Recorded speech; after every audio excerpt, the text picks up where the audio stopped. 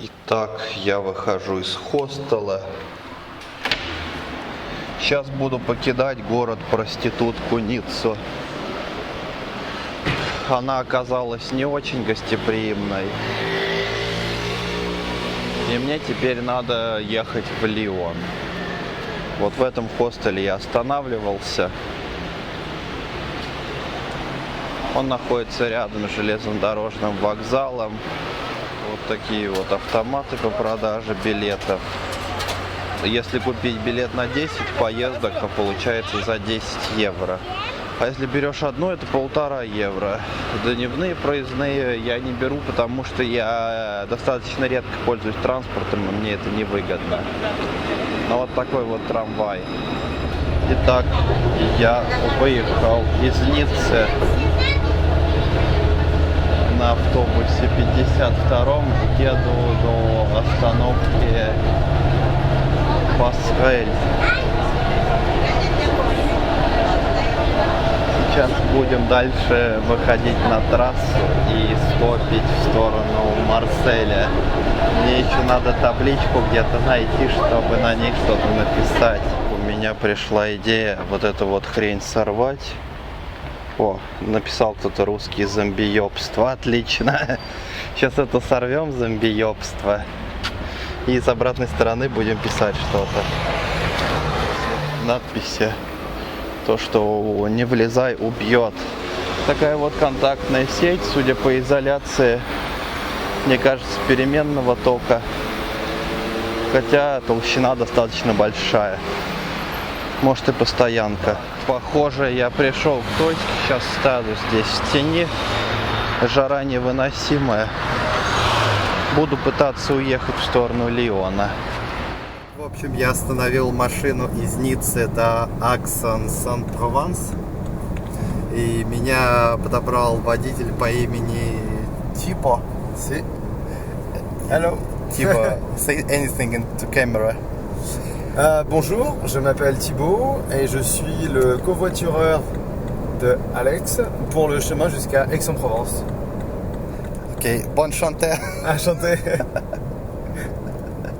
В общем, надеюсь, что от Aix-en-Provence будет легче добраться до Лиона.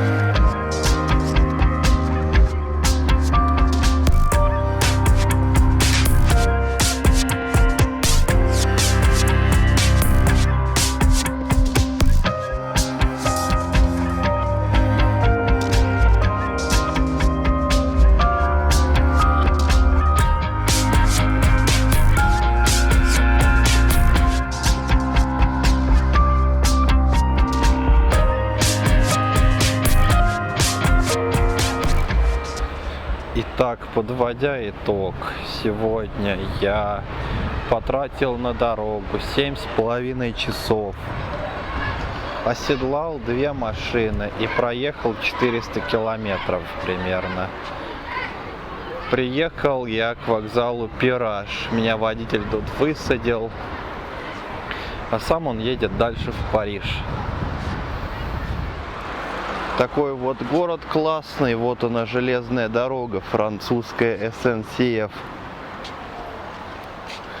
Тут, насколько мне известно, электрификация 3 киловольта постоянного тока. Провода достаточно толстые и в то же время изоляция тоже не очень большая, значит напряжение не очень высокое. В ту сторону, я так понимаю, вокзал. И я сейчас пойду в сторону вокзала. И Женева в ту же сторону. Итак, вот я примерно уже километр иду вдоль железнодорожных путей. И смотрю, тут абсолютно вся стена в граффити. То есть это значит, что в городе субкультура граффитчиков просто процветает. Вот оттуда тут есть велополоса, что тоже сравнительно неплохо. Но мне кажется, не очень комфортно по ней ездить, но я бы, наверное, поездил на велике. Еще вот тут горы есть. Подъемы, но город достаточно ровный по сравнению с Ниццей.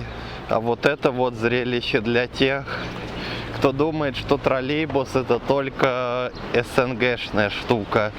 Вот она, Франция, Лион, и мы видим троллейбус. И тут его почему-то убирать не хотят, как в Москве. Такой вот троллейбус. Выглядит прикольно.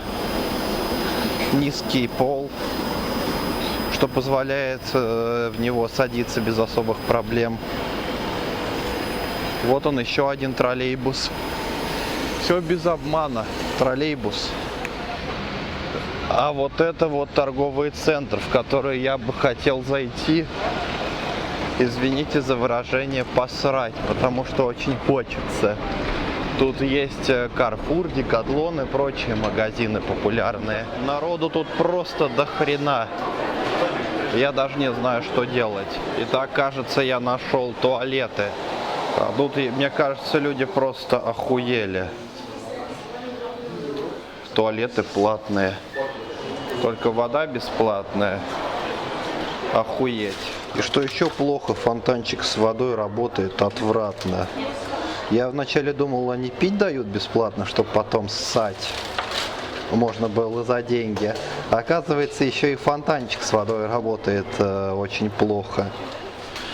На самом деле здесь просто вот надо вот так пристраиваться у турникета. Респект людям. Я решил посмотреть в Макдоналдс. Тут вот такие вот входы в туалет. Все очень ужасно. Вход только по какому-то коду. А еще тут рядом вокзал. И вот это вот типа расписание. Вот сейчас будет в Клермон-Ферран поезд скоро. Торговый центр называется Порт-Е-Мерль. Я не советую вам сюда приходить, так как у них даже туалеты платные. Итак, я зашел в отель Ибис, сходил в туалет. Бесплатно, мне вот приспичило очень сильно. Вот такой вот тут туалет. Ну, я чуть-чуть накапал, но это не страшно, высохнет. Итак, вот тут в отеле еще предлагают бритвенные принадлежности. Биг купить зубную пасту с зубной щеткой за 4 евро. 3 презерватива классические за 3,5 евро. Дороговато, я думаю. Зажигалку Биг за 3 евро. Маленькую, тоже дорого. Тампоны Тампакс тоже дорого. И я не знаю, что вот это вот. А это типа нитки, булавки, иголки за 3 евро. Может быть, тоже пригодится. А вот это вот велопрокат в Лионе выглядит как парижский в целом. Но вообще не работает толком. Можно, правда, английский язык выбрать. Сейчас подошла девушка, сказала марш-па, что значит, о, USB есть. Давай попробуем ради интереса от этого USB подзарядить свой телефон. Я ставил кабель одной стороной в этот USB порт, а сейчас сюда буду вставлять свой телефон. Посмотрим, заработает или нет. Зарядка, кажется, не идет. Гуляя по Лиону, я нашел вот такие вот туалеты. Написано «занято». С другой стороны, тут, например, можно руки помыть. Или нельзя. Вот так вот берешь и моешь руки. Но пить эту воду я бы не стал, туалетную. Так, я дошел до набережной Лиона. Я так подозреваю, те вышки это порт.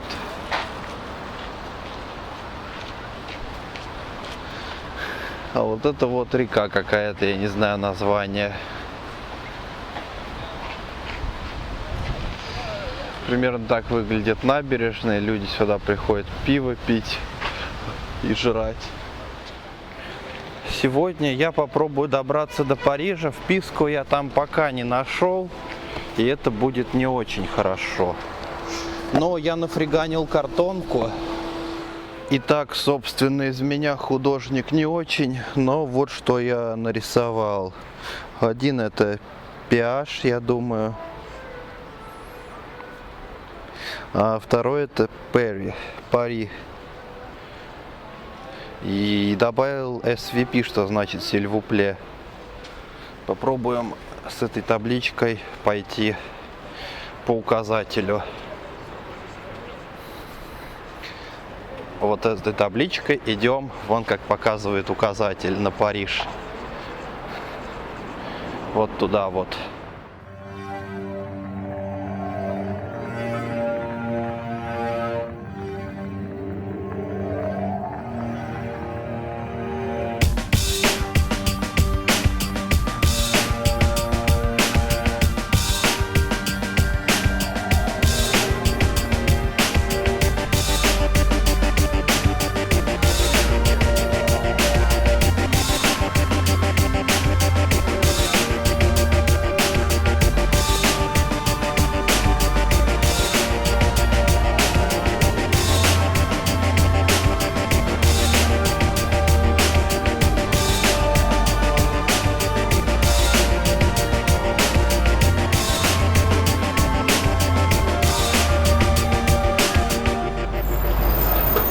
Итак, я все же добрался вчера до Парижа.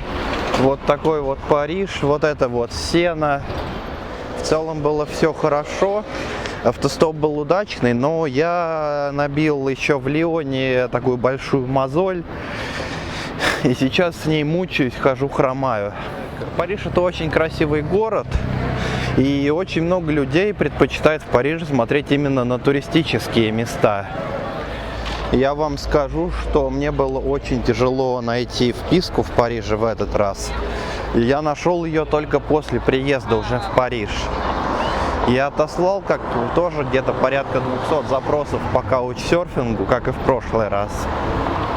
И с этой стороны мне очень повезло, потому что чувак мне попался, который никогда не принимал гостей. Я был первый, кто отправил ему запрос.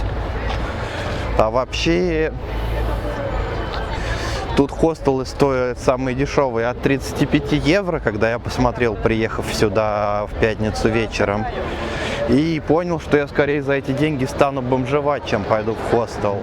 Тем не менее, я стою рядом со станцией метро Понт-Нёв. И тут вот такой вот вид на Эйфелеву башню. И просто все туристы на нее смотрят и пытаются сделать селфи, как исполнялось в группе «Ленинград». Я просто решил показать вам туристов, которые это хотят сделать. И я не знаю, это романтично или нет, но вот это вот так просто выглядит. Хотя в целом, наверное, парижский закат все же выглядит красиво. Но вот такой вот тут парижский общественный туалет. Прямо на набережной. Давайте оценим его качество. Ну, и в мужской зайдем. Людей снимать не будем по понятным причинам. Но вот такие вот писсуары. Такой вот унитаз весь загаженный. Все расписано. Ну, воду не пить, это понятно. Amor et Pay. Ну, короче, мне не очень нравится запах в этом туалете. Я думаю, все. Но есть розетка. Итак, эта собака бегает. А вот это вот куча других очень умных людей, которые хотят на фоне мельницы сделать селфи. Я не понимаю, зачем. Вы только посмотрите, как их много. Это же ужас. А вы посмотрите, как их там много. А вот туда, если чуть подальше пройти, там всякие проститутки предлагают свои эскорт-услуги. Это, видимо, очень крутое место в Париже. А еще вот меня позабавило вот такое вот напоминание о Рашке. Маша и Мишка. Смешно. Это был Мулен Руж. Больше, я думаю, снимать тут нечего. А, еще вот туалет есть.